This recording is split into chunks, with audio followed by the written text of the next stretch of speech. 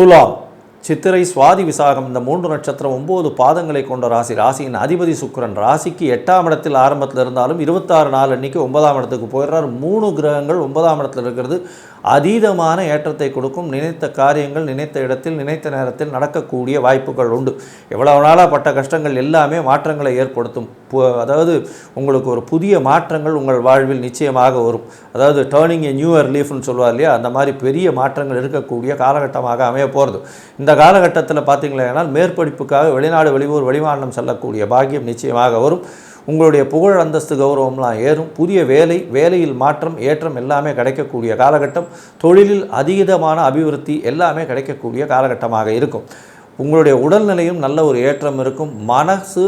அதாவது உங்களுடைய மன அழுத்தம் குறைந்து நல்ல ஒரு ஏற்றத்தில் இருக்கக்கூடிய காலகட்டமாக அமைய போகிறது.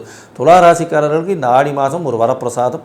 நீங்கள் சந்திராஷ்டம நாட்கள், உங்களுக்கு உண்டான சந்திராஷ்டம நாட்கள் அப்படின்னு சொல்லக்கூடியது பார்த்தீங்கன்னா 20/7/2025 22/7/2025 வரலும் உண்டான நாட்கள்.